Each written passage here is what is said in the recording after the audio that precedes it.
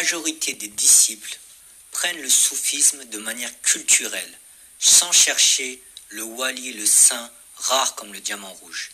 Ainsi, un Turc va choisir un shir turc, un Africain va choisir un shir africain, un Marocain va choisir un shir marocain. Pourquoi?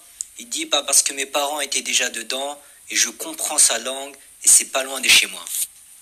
Pourtant, si ce même disciple est dans le domaine du karaté, il serait très content et pressé d'aller rencontrer le maître japonais à 20 heures d'avion malgré la différence de langue.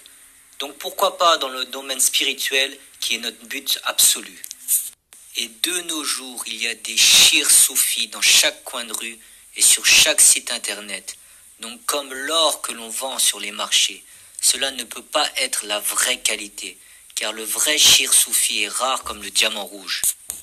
Les disciples de nos jours suivent souvent une tariqa de baraka, c'est-à-dire où le shir n'est pas un wali authentique, mais c'est le fils ou le petit-fils, voire l'arrière-petit-fils du grand shir qui est mort des siècles avant.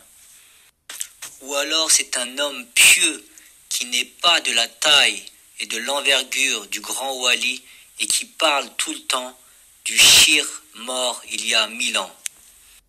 Comme par exemple les grands Paul Abd al-Qadir Jilani ou Ahmed Rifa'i ou Ahmed Tijani. Donc même si parfois l'héritage peut être donné de père en fils sans perdre en qualité, comme par exemple l'imam Ali qui a donné Al-Hassan ou Al-Hussein, ou alors la famille Al-Fassi qui a donné des shirs de père en fils et de père à neveu sur plusieurs générations. Mais c'est rare. La plupart du temps, l'héritage de père en fils est un affaiblissement pour la tariqa.